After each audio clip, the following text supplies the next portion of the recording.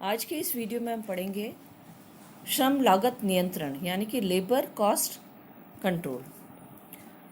तो वस्तु की कुल उत्पादन लागत में सामग्री का यद्यपि महत्वपूर्ण स्थान है, किंतु श्रम के बिना कोई भी निर्माण क्रिया संभव नहीं हो सकती है।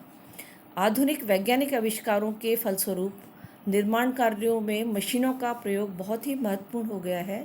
फिर भी श्रम जो है वो उत्पादन क्रिया का एक बहुत ही महत्वपूर्ण साधन बना हुआ है, और यही कारण है कि श्रम को लागत का दूसरा लेकिन बहुत ही महत्वपूर्ण तत्व माना जाता है, क्योंकि श्रम शक्ति जो है वो उत्पादन के लिए एक अमूल्य संपत्ति मानी जाती है।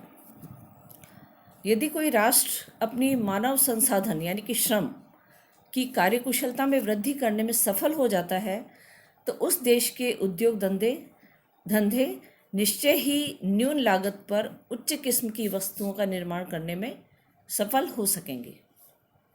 अतः किसी भी व्यवसाय को अपने श्रम संगठन को सुव्यवस्थित करने के लिए भरसक प्रयास करना चाहिए, ताकि श्रमिकों से अनुकूलतम उत्पादकता यानी कि ऑप्टिमम प्रोडक्टिविटी प्राप्त की जा सके।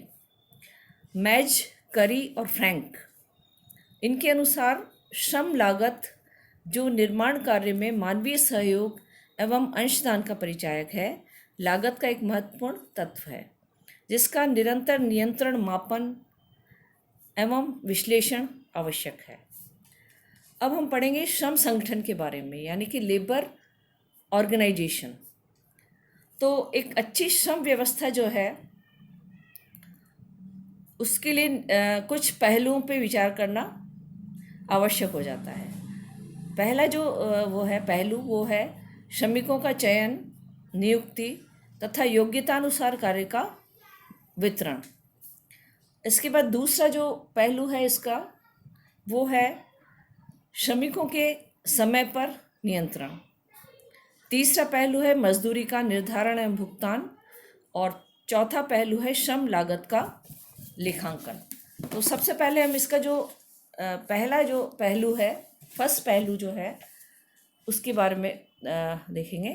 वो है श्रमिकों का चयन, नियुक्ति तथा योग्यता अनुसार कार्य का वितरण, यानी कि selection of workers, appointment and distribution of work according to ability. तो श्रम की कार्यकुशलता पे ही उत्पादन की सफलता निर्भर करती है। अतः श्रमिकों का चुनाव उपयुक्त ढंग से होना अनिवार्य है। ये कार्य जो है वो सेवी वर्गीय विभाग यानी कि पर्सनल डिपार्टमेंट द्वारा किया जाता है। अतः इस विभाग को चुनाव करने से पहले ये अच्छी तरह से जानकारी होनी चाहिए कि उत्पादन कार्य के लिए किस प्रकार के श्रमिकों की आवश्यकता है, पहली तो।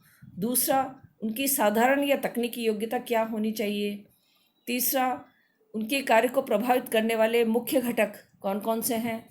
और चौथा, औद्योगिक संस्था में मजदूरी की विभिन्न दरें क्या हैं। दूसरा जो पहलू है लेबर ऑर्गेनाइजेशन का, वो है श्रमिकों के समय पर नियंत्रण, यानी कि control on time of workers. तो श्रमिकों के समय अर्थात कार्यकाल पर आवश्यक नियंत्रण व लेखा जोखा समय विभाग, जो कि श्रम विभाग का एक उप विभाग होता है, उसके द्वारा रखा जाता है। अतः उत्पादन संस्था में कार्य करने वाले श्रमिकों को भुगतान की गई मजदूरी व्यर्थ नहीं चली जाए, इसके लिए श्रमिकों के आने और जाने के समय का पूरा लेखा जोखा रखना और उस पर नियंत्रण रखना बहुत आवश्यक हो जाता है। तो इस प्रकार समय विभाग के सामान्यतः दो प्रमुख कार्य होते हैं। पहला तो है कारखाने में कार्य करने वाले श्रमिकों की दैनिक उपस्थिति को अंकित करना, और दूसरा है श्रमिकों द्वारा विभिन्न कार्यों पर व्यतीत किए गए समय का लेखा करना। अब इसके बाद हम देखेंगे तीसरा जो पहलू है वो, यानी कि मजदूरी का निर्धारण एवं भुगतान।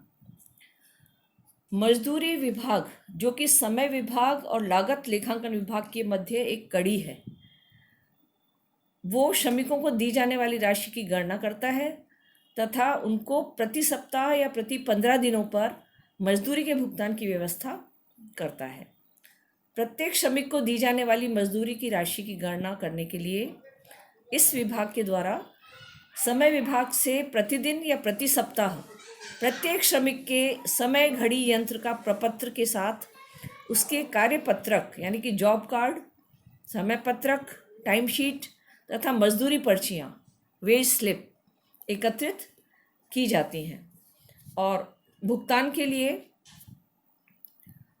मजदूरी का भुगतान करने से पूर्व मजदूरी विभाग द्वारा पारिश्रमिक सूची तैयार की जाती है।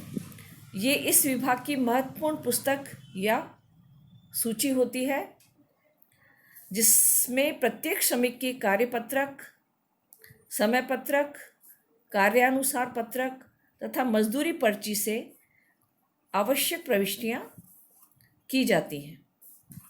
क्योंकि मजदूरी का भुगतान ज़्यादातर प्रति सप्ताह या पाक्षिक किया जाता है, इसलिए इस पुस्तक या सूची का योग भी प्रति सप्ताह या प्रति पक्ष के अंत में यानी कि प्रति 15 दिन के अंत में लगा लिया जाता है। ठीक है, अब इसके बाद हम देखेंगे कि मजदूरी का जो भुगतान है वो करते समय किन बिंदुओं को ध्यान में रखा जाना चाहिए। तो मजदूरी का भुगतान करते समय सबसे पहला तो ये ध्यान रखा जाना चाहिए कि मजदूरी और अन्य आवश्यक बिंदुओं की जांच श्रमिकों के जो हिस्ट्री कार्ड है उनसे कर लेनी चाहिए। दूसरी चीज़ ये ध्यान रखनी चाहिए कि उपकार्य पत्रकों का मिलान समय पत्रकों और कार्य भाग के पत्रकों से कर लेना चाहिए। तीसरा, समय लेखक को कभी स्वयं भी संबंधित विभागों में जाकर श्रमिकों की उपस्थिति की गणना कर लेनी चाहिए। जितने पारिश्रमिक की राशि का भुगतान किया जाना है उतनी ही राशि का एक चेक से निकाली जानी चाहिए, उतनी ही राशि चेक से निकाली जानी चाहिए। पारिश्रमिक का वितरण विभाग के फोरमैन के सामने किया जाना चाहिए जिससे कि किसी गलत व्यक्ति को पारिश्रमिक का भुगतान नहीं हो सके।